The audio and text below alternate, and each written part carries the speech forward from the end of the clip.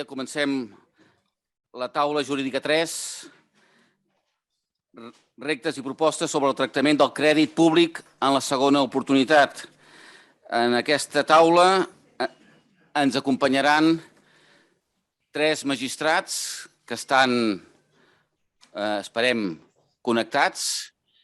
Són el magistrat Enrique San Juan Muñoz, magistrat de l'Audiència Provincial de Màlaga, secció 6ena. El Michele Monteleone, magistrat del Tribunal de Benevento, president de la secció civil. I la magistrada Arantxasu Ortiz González, de les Illes Balears, de la secció 5ena. Bé, jo no vull allargar-me perquè crec que l'important són les ponències. Només dius que el magistrat Enrique San Juan tractarà sobre el crèdit públic a l'avantprojecte espanyol de transposició de la directiva europea. El magistrat Michele Monteleone tractarà respecte al crèdit públic a Itàlia i la transposició de la directiva europea en el país italià. I la magistrada Arantxasu Ortiz tractarà de les darreres resolucions judicials en aquest tema i les seves línies bàsiques acollides per la majoria dels jutjats. Seguidament presento el moderador, que serà José María Puelles Valencia, advocat i administrador concursal, molta experiència en assumptes concursals.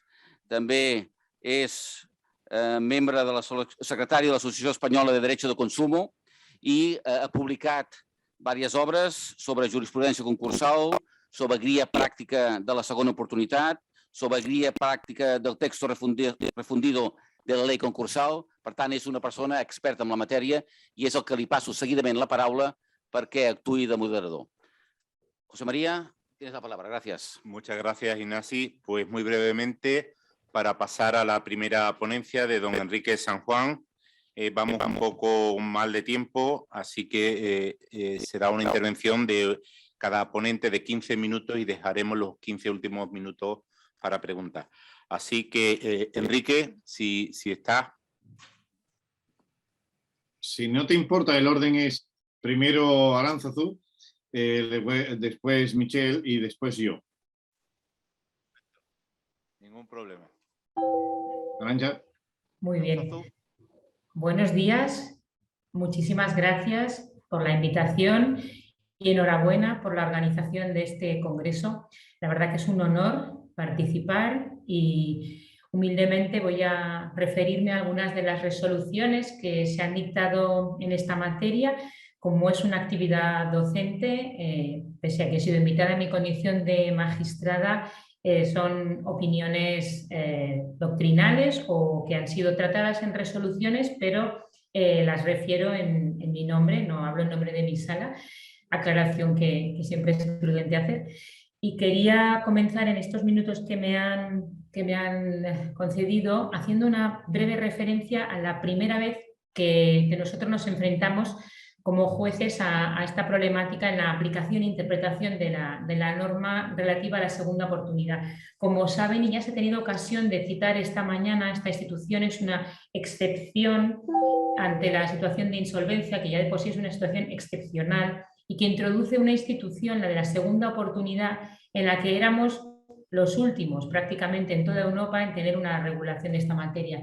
Pues en la sección quinta, ya en el año 2015, tuvo que afrontar la práctica de la discusión con la ley de emprendedores, que la reconoció para los empresarios y pese a que tenía una disposición transitoria muy extensa en materia de nombramiento de mediadores, afrontamos un recurso de la agencia tributaria en el que no se permitía la concesión del beneficio de la tramitación del concurso consecutivo en realidad, porque el notario había dictado un acta de intentado sin efecto en un supuesto en el que ni siquiera había una lista de mediadores. Con esto quiero decir que hemos tenido que lidiar con la discordancia entre la aplicación de la legislación y la realidad desde el inicio de esta institución, que ya fue reconocida muy tardíamente por el legislador en el marco de la Unión Europea. En aquel caso, tras una ardua deliberación en la que teníamos que valorar un acta en la que se había dado por intentado sin efecto un acuerdo cuando en nuestra zona ni siquiera había lista de mediadores, decidimos que no teníamos competencia para analizar la veracidad de un acta notarial y que si el notario había dictado un acta intentado sin efecto porque no tenían mediadores a los que llamar, porque no se habían proveído de los mecanismos necesarios, podíamos considerar que estaba intentado sin efecto el acuerdo. Y dimos paso al supuesto de tratamiento del concurso como intentado sin efecto un acuerdo extrajudicial de pagos que ni siquiera se había iniciado. ¿Por qué digo esto? Porque a lo largo de la aplicación de la norma afrontamos diversas situaciones en las que los jueces nos vemos obligados a resolver y tenemos una obligación que nos da el legislador y no tenemos los medios que también teóricamente nos da el legislador. En aquel caso empezamos así. Con posterioridad ya se ha visto que era una decisión correcta porque la Sala Primera ha sancionado que se aplique la suposición de intentado sin efecto a los concursos que se han iniciado en 2012, antes de que se hubiera incluso aprobado la normativa de la Ley de Emprendedores.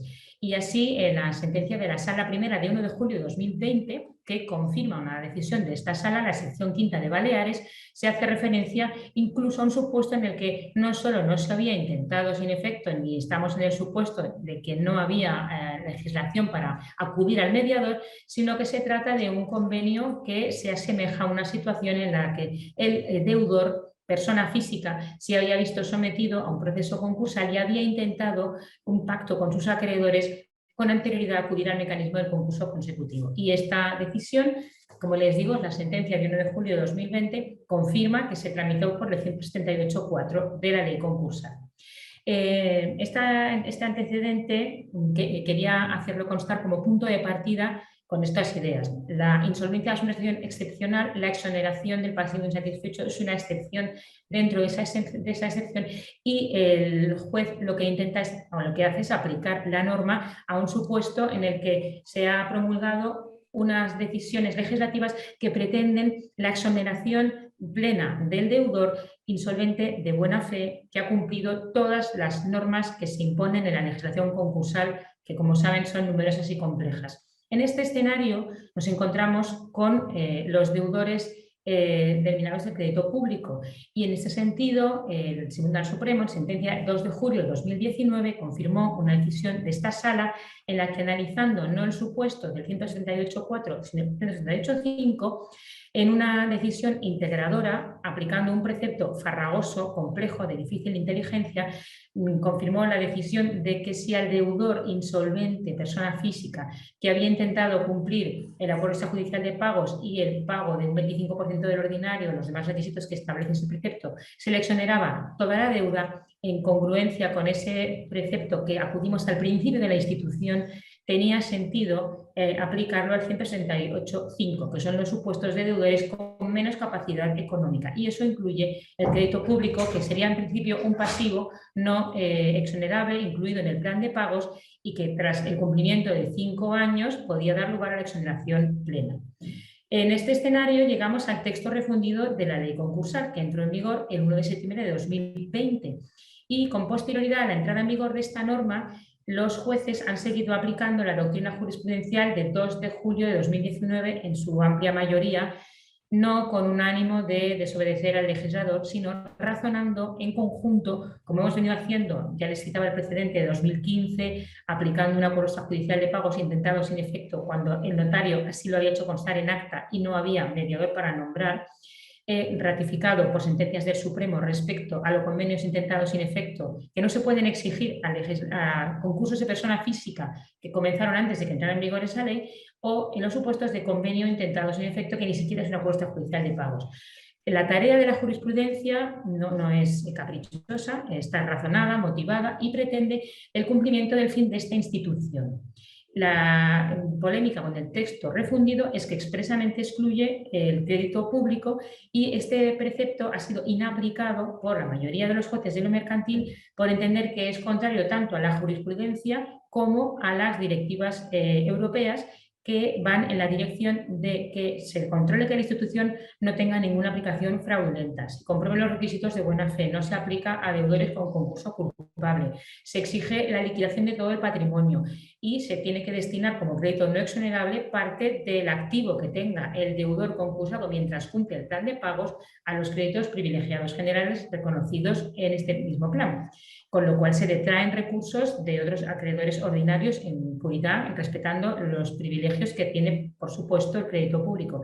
Dicho lo cual, no cumpliría la función, la institución, si se queda con un apremio o un recargo o una sanción que haya sido perpetuada en el tiempo y grave el exiguo patrimonio de este deudor concursado, persona física que ya ha pasado por este proceso concursal. En este sentido, en la Audiencia de Baleares hemos dictado 4 resoluciones en el año 2021, 3 de las cuales se referían a supuestos que se habían tramitado bajo la legislación concursal y las sentencias 2 de ellas se dictaron en julio y agosto y el último en septiembre. No hemos apreciado diferencia, aunque hay algún juez en el que sí que ha razonado el cambio de legislación porque el texto refundido no tiene disposiciones transitorias. Lo que sí que es cierto que se ha valorado a la hora de confirmar la aplicación de la exoneración del pasivo insatisfecho, que era coherente con la jurisprudencia de 2 de julio de 2019, pese a que el recurrente, en este caso, en ambos casos, la Tesorería General de la Seguridad Social, analizaba la sentencia diciendo que los créditos que le habían resultado exonerados en su caso no coincidían con aquellos que analizó la sentencia de 2 de julio de 2019. En este caso, la Sala Primera trascendió las decisiones que habíamos adoptado en la Audiencia Provincial de Baleares y la sentencia que ya todos conocen es muy amplia y se refiere a todos los supuestos.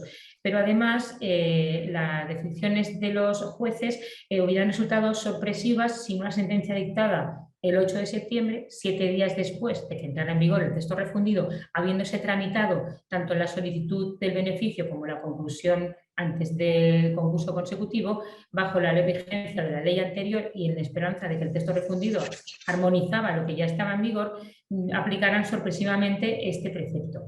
Ya les decimos que no lo hemos hecho desde el punto de vista de considerar, como hay algunos juzgados que han hecho, una legislación diferente, la de la ley concursal con la del texto refundido, cosa que no podemos hacer porque el texto refundido es el mismo texto que el de la ley concursal, solo que ordenado, armonizado, sistematizado, de forma que aclare la ley concursal que había sido objeto de numerosísimas reformas, como saben.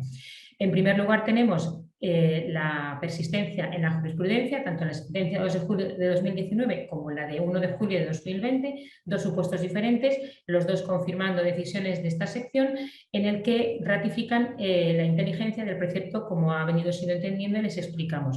En segundo lugar, que la tramitación de la solicitud de la exoneración del pasivo insatisfecho se había realizado bajo la vigencia de la ley anterior. Y en tercer lugar, que las sentencias de la Sala Primera han abordado la finalidad del precepto y su inteligencia de forma comprensiva. Tenemos una última resolución de septiembre de 2020, que todavía no está en centros, pero en breve estará, en el que ya se ha tramitado el procedimiento en el año 2020 bajo la vigencia del texto refundido. Y ahí hemos acudido a la interpretación de que, además de ser congruente con la jurisprudencia, resultar una aplicación sorpresiva de un texto refundidor, armonizador, tenemos la directiva de alerta temprana, la 2019-23, que está en periodo de transposición prorrogado, porque su periodo de transposición acabó el 17 de junio, también permite interpretar o permite aplicar una jurisprudencia que dice que el deudor que ha cumplido todos los requisitos que el legislador exhaustivamente establece, que está acudiendo a un marco de exoneración de deudas que está reconocido en todo el mundo y en toda Europa, siendo nosotros el tercer país por la cola en reconocerlo. Tiene la legítima expectativa, no como privación de una obligación de vida que se está hurtando al resto de los acreedores, sino tras haber liquidado todo su patrimonio y en una situación en la que no va a ser posible de pagar nada más, porque estamos en un supuesto de plan de pagos en el que ya, con respecto a las situaciones de vulnerabilidad, se habrá acordado el destino de la parte de activo que corresponda a los pagos, a los créditos no exonerados que están en el plan de pagos. La directiva también permite amparar esta aplicación Estamos a la espera de su transposición. Bueno, me quedan 2 minutos, quería únicamente referirme también a que esta aplicación del 499 y siguientes, el texto refundido, entendiendo que persiste la jurisprudencia del 2 de julio de 2019, tiene también relevancia respecto al supuesto de que la normativa de derecho administrativo se aplicará por el juez del concurso, decisión que también ha sido abordada por la Sala Primera y en el sentido de que no se puede dar a un acreedor la competencia para controlar el cumplimiento del pago de su crédito, porque eso es completamente contrario a la institución concursal. Entonces, para resumir, quería hacer referencia a estos 4 elementos. La institución es una excepción. Dentro de la excepción que supone la insolvencia, requiere el cumplimiento de todos los requisitos de la buena fe con carácter normativo, no valorativo, como también lo ha dicho la jurisprudencia de la Sala Primera, del destino de todo el activo disponible a los créditos que se han reconocido y que no se han reconocido, están afectados igualmente, como sabemos, por lo que la exoneración definitiva o la provisional y la definitiva tras el transcurso del plazo de plan de pagos afecta a todos estos créditos. En resoluciones que he podido valorar, algunos juzgados, cosa que facilita la tarea, enumeran los créditos a los que se refiere este plan de pagos. En cualquier caso, estén enumerados o no, están incluidos en esta exoneración. Y la postura mayoritaria de los juzgados y la que he podido comprobar en las audiencias sigue aplicando esta norma, entendiendo que es coherente con la institución y más que un ultravires, que tampoco estamos para calificar la función del legislador, responde a la obligación que sí tenemos como jueces de dar una respuesta a un procedimiento que se ha tramitado con la legítima expectativa, como les explican los casos que hemos analizado, y en coherencia o en congruencia con la respuesta que hemos dado en otros supuestos, ratificada con posterioridad por la Sala Primera, como fue aquel inicio que les mencioné, de considerar intentados en efecto un acuerdo cuando no había mediador. Todo responde al respeto a la legislación vigente y al cumplimiento de la función de la institución, de la exoneración de las deudas al deudor de buena fe que ha sometido su situación ante el juez del concurso y ha pasado por todo un proceso concursal controlado por la institución concursal y ratificadas las decisiones ante cualquier recurso que se plantee por el juez mercantil. Y creo que estoy agotando mi tiempo. Les doy las gracias por la oportunidad y quedo a su disposición y me cedo la palabra al siguiente ponente en esta mesa.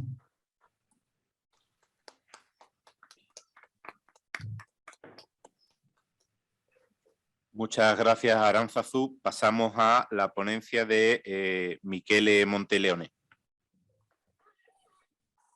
Sì, buongiorno a tutti, un saluto dall'Italia, ovviamente grazie, sono onorato, grato a tutti voi per avermi consentito di partecipare a questo congresso europeo così prestigioso.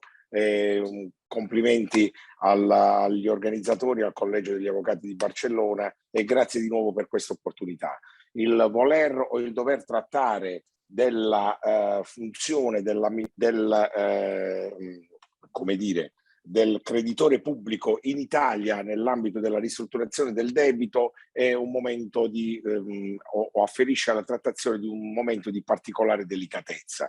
Cominciamo col dire subito che la nostra riforma concorsuale è in divenire ed è in corso perché grazie anche o soprattutto forse anche all'emergenza pandemica in atto che riguarda ovviamente anche il nostro paese, il codice della crisi e dell'insolvenza che sarebbe dovuto entrare il 1° settembre ultimo scorso ha subito uno slittamento al 16 di maggio prossimo 21, anche e soprattutto forse perché era necessario adeguarlo alla fonte normativa della direttiva UE che per l'appunto è la 1023 del 2019 con un mutamento in corsa di quelli che sono per l'appunto gli effetti di early warning del tentativo di emersione anticipata della crisi per far sì che con concrete prospettive di risanamento, mirando a una continuità aziendale, si possano salvaguardare il maggior numero possibile di imprese riguardanti, afferenti a per l'appunto il tessuto economico nazionale.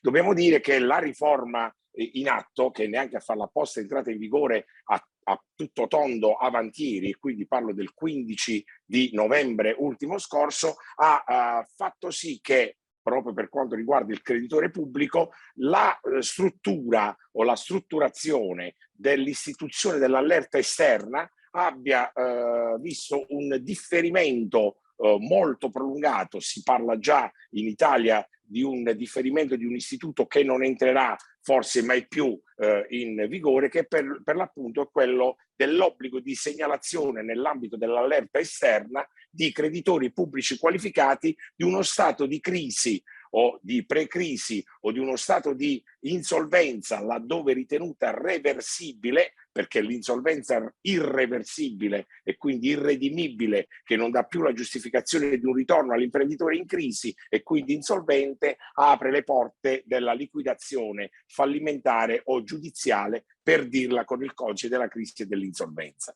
E quindi l'allerta esterna non dovrebbe più entrare in vigore, perché invece da avantieri vi è una composizione negoziata della crisi con la figura di un esperto negoziatore che appunto cercherà di valutare la sussistenza, in quanto ragionevolmente perseguibili, delle concrete prospettive di risanamento dell'imprenditore in crisi, nel tentativo, tutti speriamo auspicabilmente concreto, di far sì che possa essere transitato o si possa far transitare più correttamente l'imprenditore in crisi dal guado della difficoltà economica finanziaria alla riva sicura o all'approdo sicuro del superamento della crisi. In tutto questo quadro, da sempre, e arriviamo al tema che mi è stato assegnato, il problema del creditore pubblico e della interazione tra l'imprenditore in crisi e l'erario, perché si tratta per l'appunto di enti previdenziali o impositori, agenzie delle entrate, quindi erariali, è da sempre stato un problema caldissimo che ha riguardato il nostro legislatore, e per l'effetto la tutela giurisdizionale e l'intervento dei giudici dei tribunali fallimentari di tutta Italia per cercare di contemperare le opposte esigenze. Ma da dire che suppongo non soltanto in Italia ma in tutto il tessuto economico europeo, la prima fonte di finanziamento, lasciatemela definire, impropria dell'imprenditore in crisi è per l'appunto l'erario. Cioè, quando l'imprenditore è in crisi, cosa fa? Non paga le imposte, non riesce o pensa di non pagare le imposte perché i tempi di recupero delle imposte sono molto più lunghi di quelli ordinari, e cerca di pagare ovviamente i lavoratori e i fornitori strategici per far sì che la continuità aziendale, virgola, seppure in crisi, virgola, continui appunto ad essere in vita, perché non dimentichiamo mai che la perdita della continuità aziendale è una perdita irreversibile, e quindi la scommessa del mantenimento in vita per l'appunto delle imprese è una scommessa molto, molto importante. Oggi è in atto un nostro intervento solidaristico, non assistenzialistico, e una volta che si crede tra qualche mese saranno venuti meno i sostegni e le paratie pubbliche di aiuto da parte dello Stato alle imprese, si aprirà uno scenario oggettivamente duro e difficile per far sì che l'imprenditore in crisi riesca a vedere la luce appunto del superamento della crisi medesima. Anticipare la crisi, ed è il concetto sottostante all'early warning e quindi al principio fondante della direttiva UE di cui stiamo parlando. Anticipare la crisi vuol dire bruciare meno ricchezza. E allora quali erano le problematiche, quali sono state le problematiche che hanno riguardato il tessuto socio-economico in relazione per l'appunto al creditore pubblico in Italia, e quindi all'erario, all'agenzia delle entrate o agli enti previdenziali, in rapporto alla tutela apportata e apprestata nell'ambito della risoluzione negoziale della crisi da parte dell'imprenditore per l'appunto in crisi. L'introduzione del 182 ter ha sempre consentito all'imprenditore che addiva o un concordato preventivo o un accordo di ristrutturazione di poter fare una vera e propria transazione fiscale, cioè di transigere sotto un profilo fiscale tutte quelle che erano le pretese che appunto l'erario vantava nei suoi confronti. Ma il problema non è stato mai di così semplice o facile risoluzione, se è vero come è vero che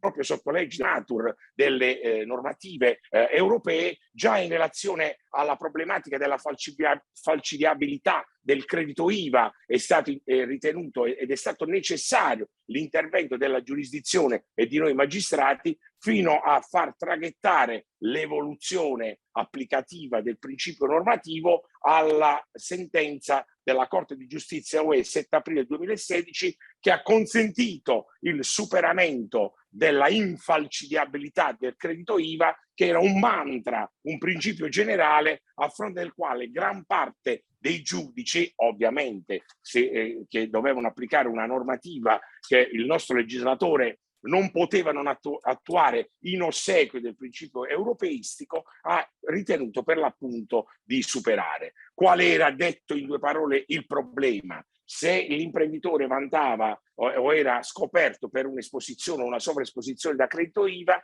inevitabilmente, accedendo a un concordato preventivo o un accordo di ristrutturazione, tramite il 182 ter avrebbe potuto, in ogni caso dovuto, cercare di salvare la sua impresa addivenendo a una transazione. Ma l'Europa diceva no, l'IVA va pagata integralmente, e si è data una prima spallata da noi giudici avanguardisti nel tentativo di far passare un concetto che poi è ripreso dalla direttiva UE. Sarebbe a dire, se in un'alternativa liquidatoria fallimentare parallela, cioè il prospettico fallimento, la prospettiva di dichiarazione di fallimento, quel credito IVA sarà o non sarà pagato affatto per incapienza patrimoniale dell'attivo appunto di quell'azienda in concordato o in accordo di ristrutturazione, beh, allora perché, se il credito IVA per il nostro ordinamento appostato al 18° punto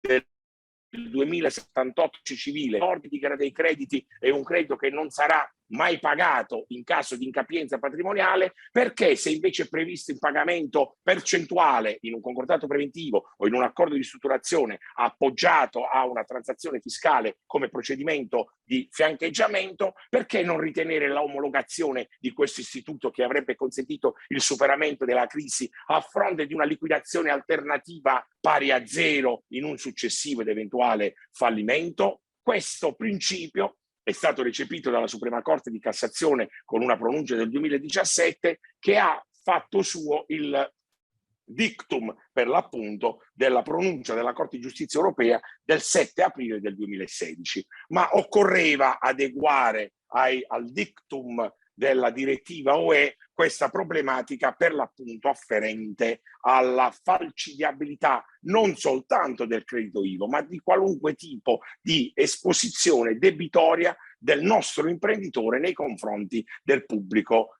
creditore, quindi in questo caso dell'erario. E qui è intervenuto il codice della crisi dell'insolvenza, che ripeto non è ancora entrato in vigore, ma il cui disposto normativo, sto parlando dell'articolo 48, quinto comma del codice della crisi, che dovrebbe entrare in vigore, come vi ho detto, il 16 maggio prossimo 21, ma che di fatto è già entrato in vigore perché è stato recepito integralmente dalla norma del dicembre ultimo scorso. Parlo della legge del 159 del 2020, e quindi di un anno fa, che per l'appunto, anticipando l'entrata in vigore di questo disposto normativo, ha fatto sì o ha consentito che ci fosse, laddove l'adesione, o meglio, più correttamente, la mancata adesione ai fini del voto del creditore pubblico per il raggiungimento delle maggioranze, parlo del 50% e delle relative classi per il concordato preventivo e del 60% per l'accordo di ristrutturazione,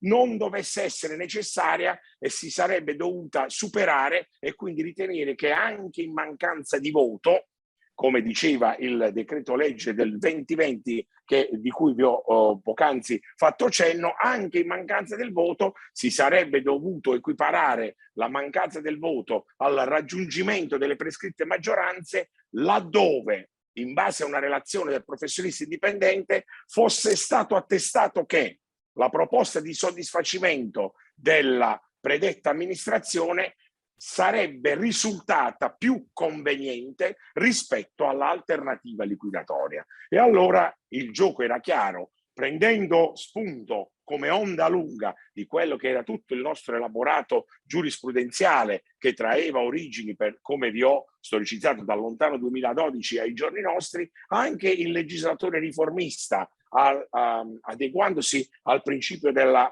Relativity Priority Rule, di cui alla direttiva UE che stiamo commentando, non ha potuto far ricorso, se non diversamente, alla previsione normativa che, quando anche il creditore pubblico votasse contro, quando anche non ci fosse la mancata adesione, perché il decreto legge 118, che è entrato per l'appunto in vigore in questi giorni, prevede che alla mancanza del voto fosse sostituito il concetto di mancata adesione, e quindi anche laddove abbia votato espressamente contro, quindi violando il principio sottostante alla gestione della crisi d'impresa, che è quello per l'appunto della composizione negoziale e quindi del volontaristico, del riconoscimento dell'applicazione del principio di volontà e di accettazione con lo strumento del voto della proposta originaria svolta dall'imprenditore in crisi, beh, qui vi è un superamento a piè pari. Quando anche l'imprenditore, quando anche l'erario, l'Agenzia delle Entrate, nella transazione fiscale voti contro, ciò nonostante, laddove il tribunale verifichi che vi sia una adesione o che quel voto sia decisivo sotto un profilo quantistico per il raggiungimento della maggioranza e quindi per il superamento appunto del voto per far sì che si possa giungere all'omologazione dello strumento prescelto dall'imprenditore in crisi, ma soprattutto laddove vi sia l'attestazione di un professionista che certifichi che in un'alternativa liquidatoria fallimentare o di liquidazione giudiziale, come dice il nuovo codice della crisi, l'erario prenderebbe anche un centesimo in meno o fosse non conveniente rispetto alla previsione che per l'appunto è propria e tipizzata nel piano o nella omologazione dell'accordo, beh, in quel caso con il cram down si passa direttamente alla omologazione, si fissa l'udienza di omologazione dinanzi al tribunale e laddove il creditore pubblico, l'Agenzia dell'Entrata, l'erario, l'ente previdenziale abbia qualcosa da dire sotto un profilo di dissenting opinion e quindi contestare la pretesa e quindi contestare derelato il contenuto della relazione del professionista circa la comparazione tra gli opposti interessi e tra le opposte fattispecie, sarà il tribunale, così come sacramentato e riconosciuto da una pronuncia delle sezioni unite della Cassazione in un'ordinanza pubblicata il 25 marzo 2021, laddove nel cui contenuto vengono enucleati due principi di diritto fondamentali e il tribunale fallimentare e non la commissione tributaria a dover conoscere della giurisdizione in sede di omologazione e quindi nell'alveo naturale della trattazione del diritto fallimentare di queste problematiche e soprattutto de iure condendo, l'applicazione in concreto dei principi contenuti nel codice della crisi dell'insolvenza che ancora non sono stati e non sono entrati in vigore, ribadisco, entreranno in vigore il 16 maggio 2022 all'esito dell'adeguamento da parte della Commissione ministeriale dei principi del CCI alla direttiva UE del 1023 del 2019, solo in quel caso si potrà tenere conto della ratio sottostante al principio normativo in via di stretta interpretazione de iure condendo per far sì che l'applicazione futuristica delle norme possa trovare vita già adesso, quindi per dirla con un eufemismo, la vita è adesso, il giudice applica la normativa oggi in prospettiva di entrata in vigore e quindi di una evoluzione strutturale della norma sulla crisi d'impresa e quindi, perché no, anche in relazione a una evoluzione degli organi della crisi d'impresa a cui è demandato una responsabilità fondamentale. La responsabilità di adeguarsi a un cambio, oltre che culturale e professionale, a un cambio proprio strutturale di mentalità etica e deontologica per far sì che nell'equo contemperamento tra tutte le contrapposte esigenze, debitore da un lato e ceto dei creditori dall'altro, in primis creditore pubblico, si possa arrivare consensualmente al superamento della crisi senza che ciò possa arrecare pregiudizio alcuno nell'appunto, ripeto, equo contemperamento dei contrapposti interessi, in primis per quello che è l'erario nella sua rappresentazione strutturale, anche perché non dobbiamo mai dimenticare che l'erario altro non è che un creditore pubblico e alla fine della fiera lo Stato siamo noi. Io penso di aver ultimato il tempo a mia disposizione, vi ringrazio per la cortese attenzione e mi complimento di nuovo con voi per la perfetta organizzazione di questo congresso europeo. Grazie.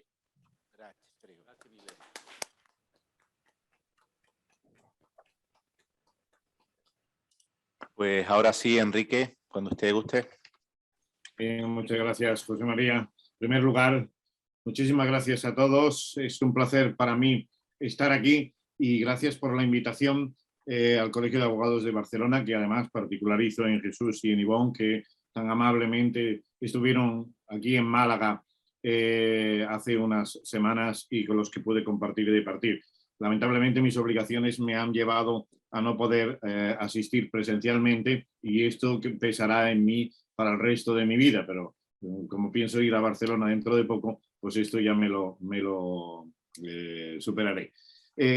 Vale, yo voy a centrar específicamente el tema en la cuestión del anteproyecto, el planteamiento de la directiva, el planteamiento de las contradicciones, de las incoherencias, quizás de la problemática que en esto existe. Me voy a brincar en dos sentidos, porque ya lo estoy diciendo, es decir, el anteproyecto plantea contradicciones e incoherencias y problemáticas que tendremos que resolver más allá del pleno voluntarismo los jueces cuando esto se implemente de esta forma.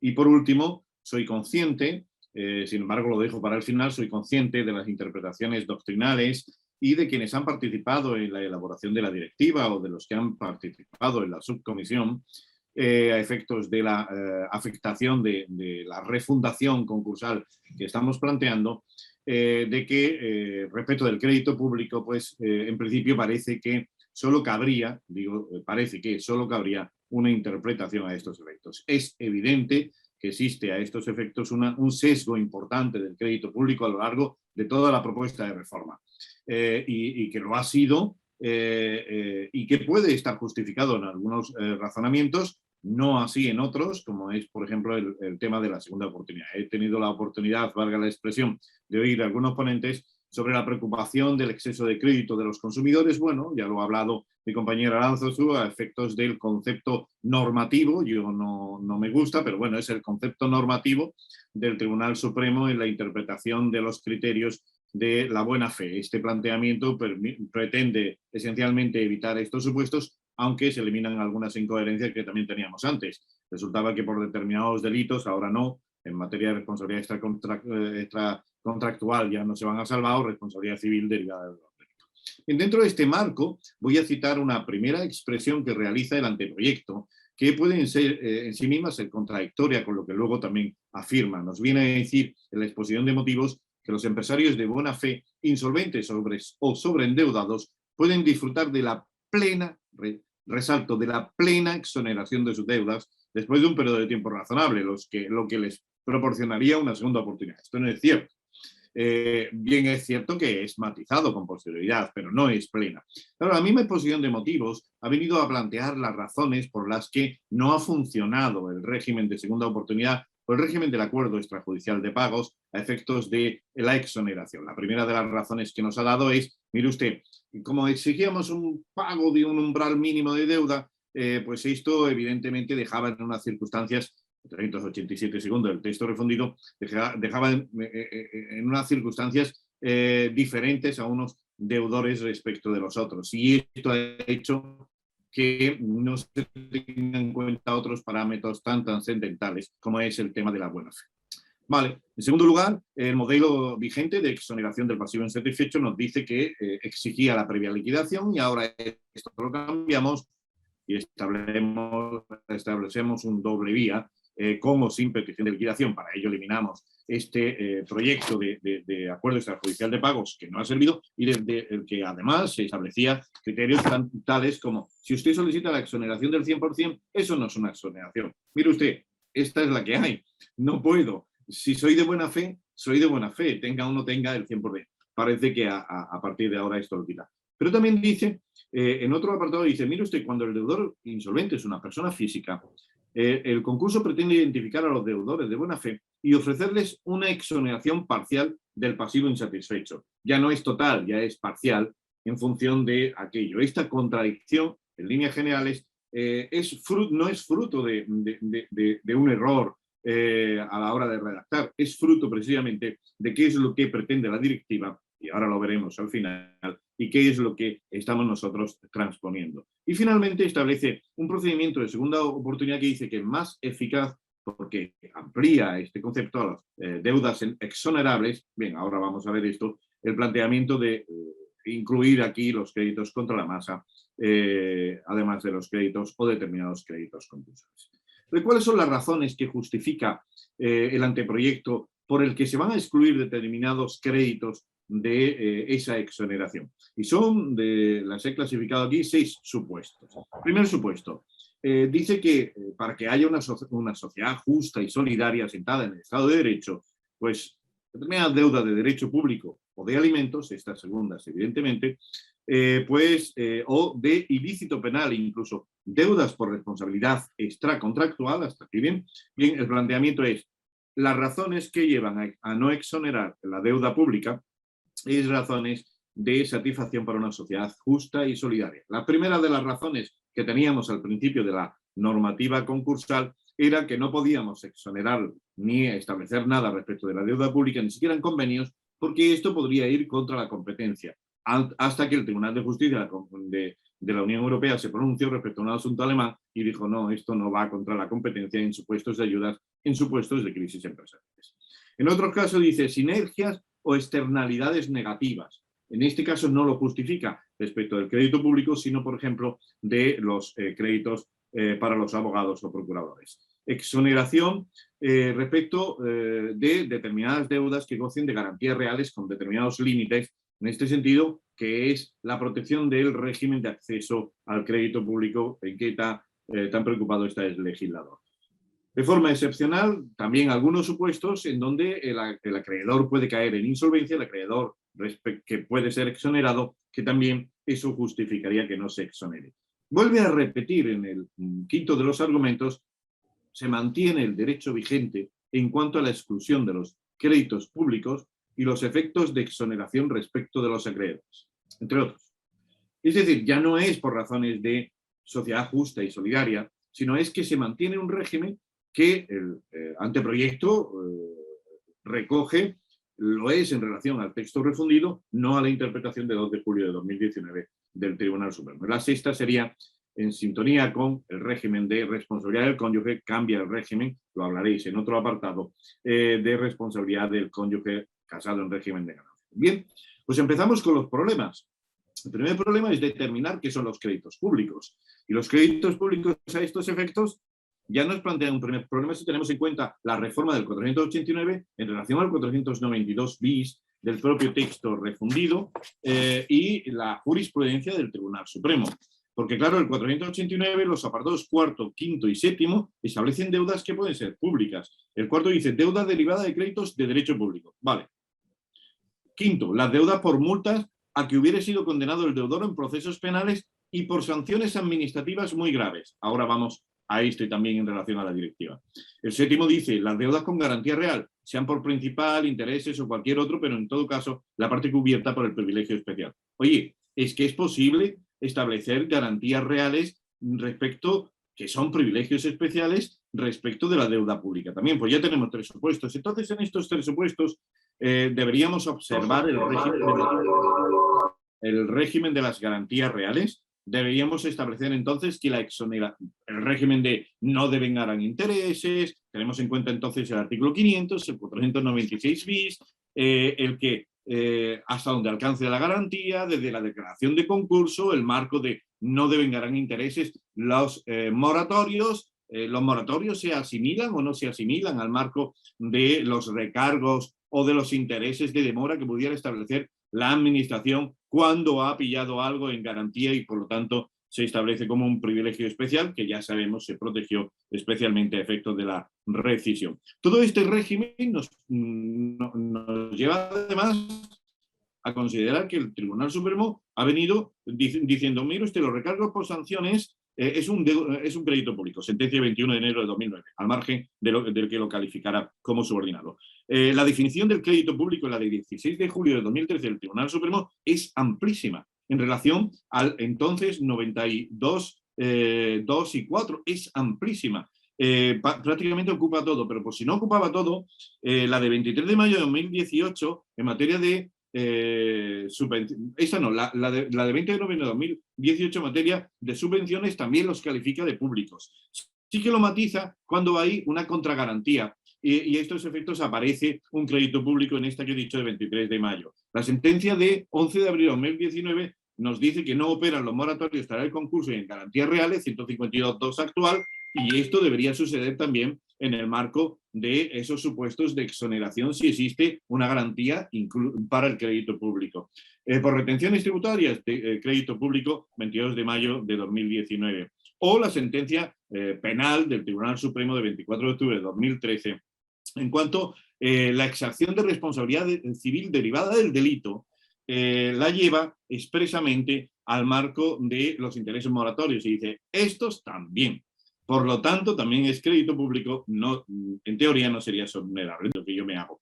Existe una distinción que hemos de observar, por ejemplo, en lo que no son exonerables del crédito público respecto de las que sí lo son, teniendo en cuenta esta catalogación de los privilegios. Es decir, podríamos incluir, debemos incluir todo como crédito público o se extrae de ello algunos apartados. En el marco, por ejemplo, de las dice, esto no dice la directiva, dicen los procedimientos penales y otros análogos. ¿Y qué hemos hecho nosotros? Otros análogos hemos dicho sanciones administrativas muy graves.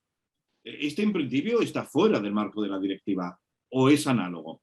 Y es más, si incluimos las muy graves, es exonerable las que son graves o menos graves, precisamente porque están excluidas o entran dentro del apartado cuarto o entran dentro del apartado quinto. Lo más seguro es que se incluyan posteriormente, si no se modifica, dentro del apartado quinto y sean exonerables.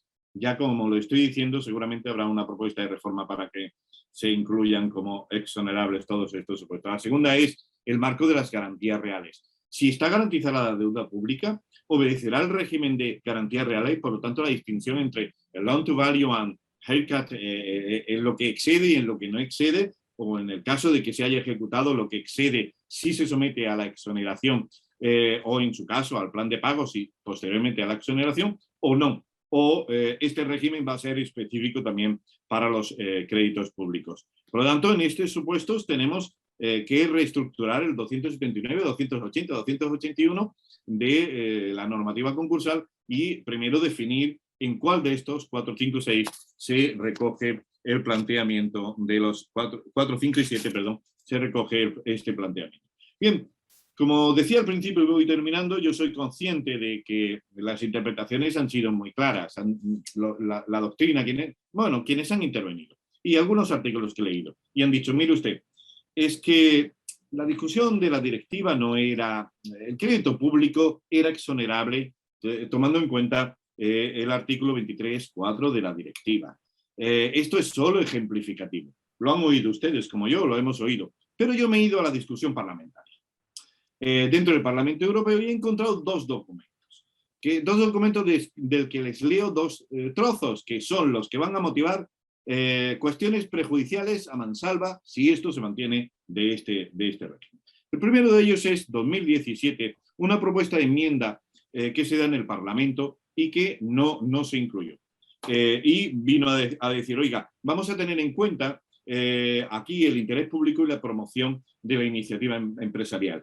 Y no decidieron que no íbamos a tener en cuenta el crédito, el interés público y la iniciativa empresarial. Pero a raíz de esto, en el informe de la presidencia del Consejo al Comité de Representantes Permanentes y al Consejo en 2017, se dice, a fin de evitar que se abuse del procedimiento de condonación, la exoneración en realidad, la propuesta de directiva permite a los Estados miembros establecer excepciones a la obligación anteriormente mencionada en determinados casos bien definidos, en los que no se consideran adecuados dicha condonación o dicho periodo de condonación.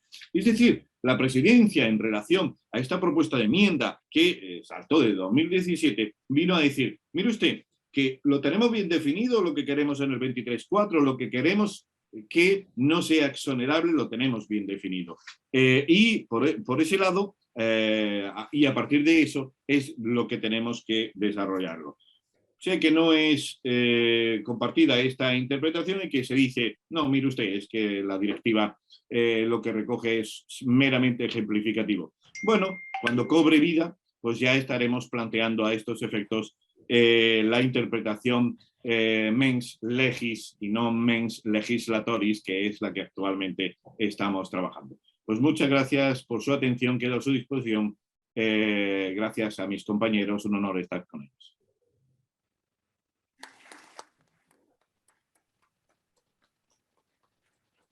Muy bien, muchas gracias, Enrique. ¿Hay alguna pregunta? En principio, indistintamente para Aránzazu o para Enrique.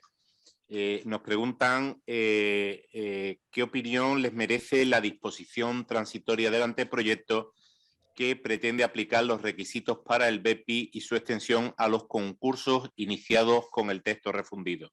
Yo creo que es interesante conocer la opinión de los dos magistrados, don Enrique y doña Aránzazu.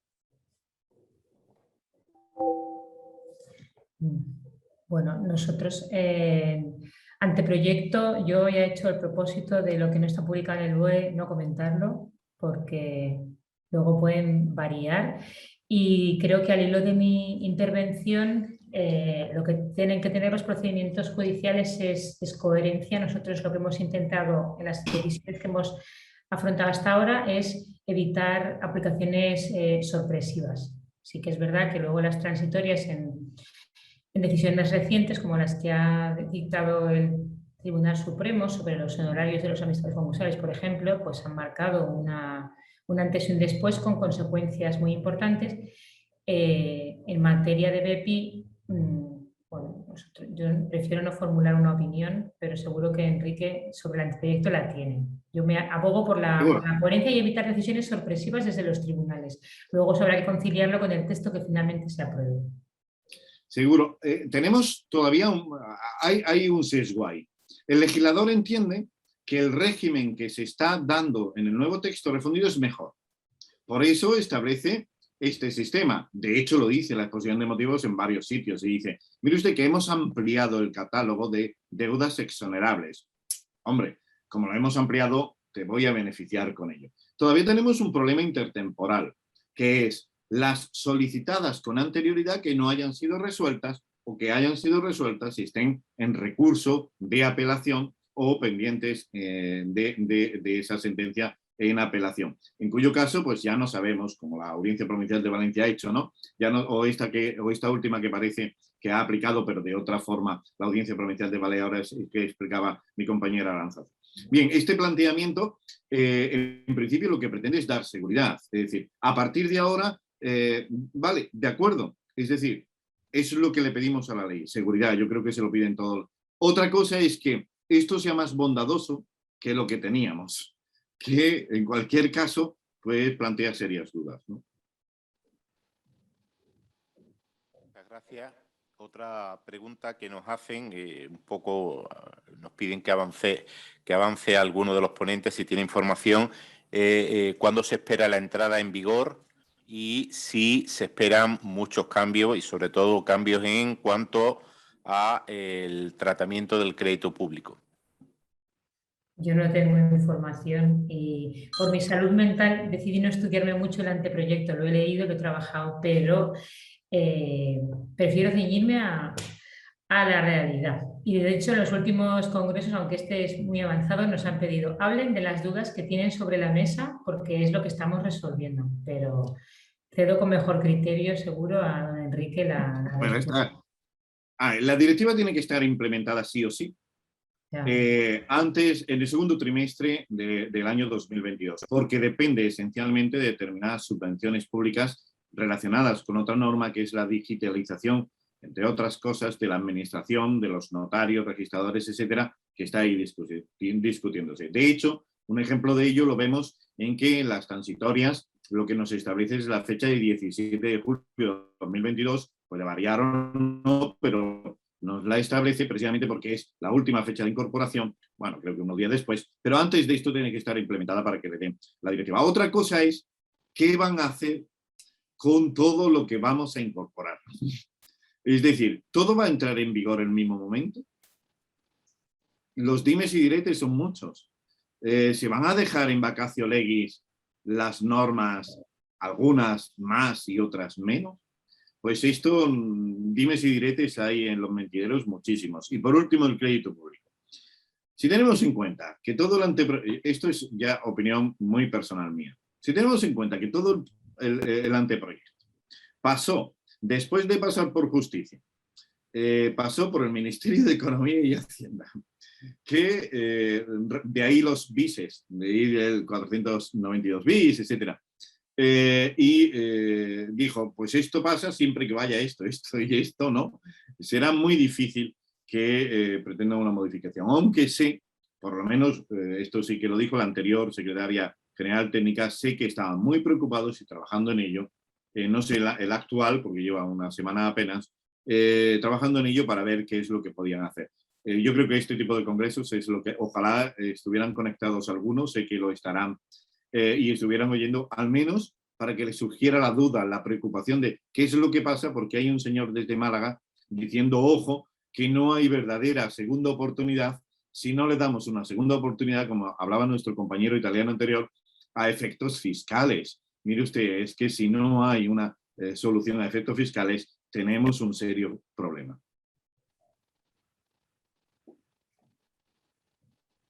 Muchas gracias. Sobre el horario previsto y cedo la palabra a Ignasi para que despide i cierre l'acte. Gràcies. Bé, penso que han estat unes ponències molt interessants. Ens han aportat dubtes i alguna solució, no? Però en tot cas haurem de veure, doncs, tal com deia el magistrat de Màlaga, doncs, com acaba desenvolupant-se la llei, com es publica i a partir d'aquí com comencem a tractar el crèdit públic de la segona oportunitat. Moltes gràcies i en tot cas els emplacem a les 3:30 que hi haurà la quarta taula de la segona oportunitat. Moltes gràcies. Gràcies.